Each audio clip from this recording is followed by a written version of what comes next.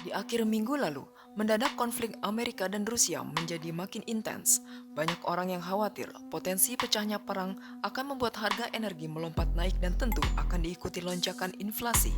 Inflasi 7% di Amerika Serikat Desember lalu, yang awalnya dianggap temporer, ternyata terjadi lagi di Januari. Jadi, apa sebenarnya yang terjadi? Apakah benar inflasi tinggi di Amerika Serikat hanya sementara? Kenapa The Fed ragu sekali menaikkan suku bunganya? Apa ini semua dampaknya untuk Indonesia? Berikut ini analisis dari Adrian Panggabean, ekonom senior, praktisi keuangan dan investasi kepada Kontan. Tapi yang ini kelihatannya tidak temporer, agak permanen. Karena inflasi itu akan permanen, sementara ekonomi itu bakal melemah. Karena kita memulai tahun 2022 itu kan dengan Omicron, secara global lah ya. Sementara perekonomian global itu yang tadinya diperkirakan itu akan lebih tinggi dibanding 2021, sekarang diperkirakan tidak lebih tinggi. Ini akan tetap lemah seperti 2021. Sehingga yang dikhawatirkan sekarang itu adalah fenomena stagflasi. Perekonomian lemah ditambah dengan inflasi tinggi. Nah, ini kan dua hal yang tidak menarik. Amerika Serikat itu kemudian bingung. The Fed itu udah behind the curve kalau kayak begini. Kelihatan sekali. Cuma memang untuk naikkan secara tajam bahaya karena aset market rontok ini. Pemulihan ekonomi yang selama ini digembar-gemborkan ya tumbang. Kan Amerika yang namanya target inflasi kan cuma 2. Nah sekarang pertanyaannya kan mau berapa lama turun dari 7 ke 2. Targetnya The Fed ini kan bukan 2 tapi rata-rata 2 selama beberapa periode begitu kan. Agar supaya mencapai 2. Significantly di bawah 2. Benar kan? Logically lah ya susah lah. Bank sentral sudah di bawah, udah di belakang kurva. Implikasinya adalah mereka perlu menaikkan suku bunga. Pertanyaannya adalah perlu segera atau tidak. Pertanyaan kedua adalah seberapa banyak. Dua pertanyaan ini yang mereka belum mampu jawab. Karena kalau segera, ya itu artinya meja makan sedang dipersiapkan, tiba-tiba taplak mejanya ditarik. Padahal piring sedang disiapkan, taplak ditarik. Ya berantakan. Jadi impact dari masalah taplak ini adalah seberapa runyam aja gitu nantinya ekonomi yang diperkirakan. Kalau bahkan runyam sih runyam gitu kan. Pestanya pasti berantakan kan. Tapi ya seberapa berantakan pesta ini kan isunya cuma itu doang. Kalau dia segera ya artinya ya udah ada masalah kan. Market kaget dan panik kan karena semuanya pasti tidak di price in ini. Jadi kalau ada orang ngomong ini sudah di price in dalam harga, saya nggak percaya. Price in itu adalah view, bukan fakta. Si orang bisa bilang belum di price in, tergantung bagaimana cara ngitung valuasinya aja gitu kan, versus harga. Jadi kalau ada orang bilang sudah price in, itu berarti orang itu udah punya posisi bahwa harga itu nggak mungkin jatuh lagi karena orang udah mengantisipasi. Kalau orang bilang belum price in itu artinya ya harga yang sudah lu ambil itu mungkin bisa jatuh. Gua masih punya kesempatan untuk beli di bawah. Impact-nya sih seperti itu dari konflik Amerika Serikat dengan Rusia ya. Saya tidak mau menggunakan kalimat kata konflik antara Rusia versus Ukraine. Karena itu bukan konflik di antara keduanya. Ukraine itu teaternya, itu panggungnya. Konfliknya sih antara Rusia dengan Amerika Serikat, dan Amerika Serikat pakai NATO. Di dalamnya NATO ada Eropa yang sepenuhnya nggak sepakat juga sama Amerika.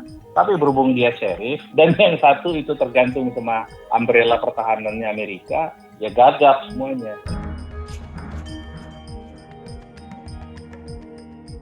Sebetulnya kan kita sudah menaikkan suku bunga tapi secara implisit. Giro wajib minimum akan naik sebanyak 300 basis point sampai dengan bulan September. Itu artinya menaikkan giro wajib banyak 300 basis point dalam 6 bulan.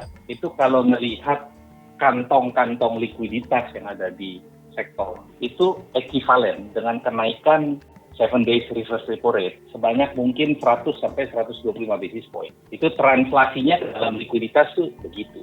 Jadi BI nggak naikin suku bunga secara nominal, tapi BI menaikkan suku bunga secara implisit. Dan itu sebetulnya translate ke 10-year bond kita sekitar 7 sampai 7,5% pada akhir 2022. Nah, Jangan lupa bahwa di tahun 2023 itu SKB itu udah nggak boleh ada lagi karena IMF juga sudah melarang kan, karena monetary financing seperti ini udah dianggap haram nih oleh IMF. Padahal sampai dengan akhir 2022 APBN itu nggak punya uang. Tax ratio kita tuh mungkin hanya naik ke sekitar 9%, sementara kewajiban pembiayaan itu nggak kunjung turun, apalagi ditambah dengan komitmen IKN. Jadi kalau misalnya hanya berdasarkan di atas kertas 7-7,5%, investor tuh akan berpikir bahwa sebetulnya 7-7,5% belum cukup, mungkin 7,5-8%. Artinya, kalau kita berpikir seperti ini, harga bonds itu akan jatuh terus ini. Apalagi kalau kita melihat convexity di bond market itu cukup besar ya. Ini penting informasi. Kalau misalnya harga minyak dunia akibat dari konflik Amerika Serikat versus Rusia ini tetap terjadi, ya salah satu cara untuk menekan risiko fiskal ya harus naikin harga BBM. Rupiah itu kan sebetulnya ada 3 hal yang dimainin BI. Stok obligasi mereka yang dimainin, mereka juga main di spot market, mereka juga main lewat CNBS kan. Ya nggak tahu rupiah berapa, tapi yang pasti sih nggak akan kuat sih kalau kayak gini nahan rupiah. Setelah 3 tahun SKB ya sebetulnya sih balance sheet-nya Bank Indonesia ya menurut hitungan saya menurun kualitasnya. Dia punya revenue turun, karena kan dia nggak terima bunga. Year end dengan kondisi kayak begini, 14.500 sih bisa aja lewat 14.8 mungkin bisa, 14.350 bisa. Ya kalau lihat dari skenario seperti ini sih harga aset mah nggak kemana-mana lah. Ya mungkin naik bisa 6.800, 6.900, tapi ya mungkin balik lagi ke 6.600, naik lagi ke 6.700. Jadi kalau dulu kita di range 6.000 sampai 6.300, terus naik dari range 6.000 ke 6.500. Ini kan kita sudah memasuki tahun ke-6 ini. Indeks harga saham tuh sekitar 6.000 sampai 6.800. Udah 6 tahun loh ini. Jadi sejak 1 Oktober 2017 sampai 13 Februari 2022 itu kan berkisar antara 5.900 sampai 6.800. Jadi situ-situ aja kan. Naik turun. Nggak kemana-mana loh ini kita. Ini tahun ke-6 nggak kemana-mana ini.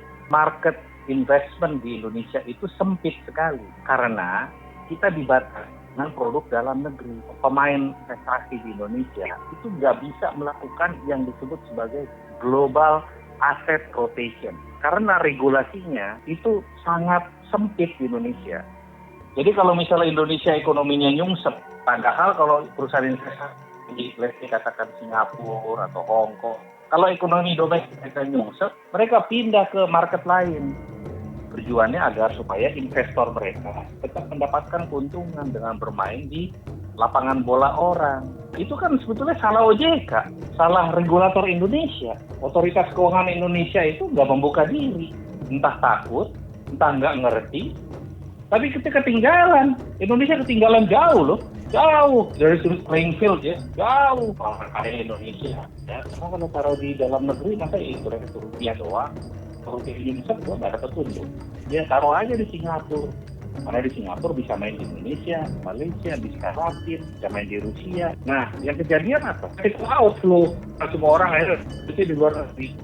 Jadi tujuan kita untuk mencegah capital outflow dengan regulasi yang sifatnya tertutup, malah yang terjadi capital outflow. Bukan hanya itu, kualitas dari pemain-pemain pasar keuangan Indonesia lokalan jadinya.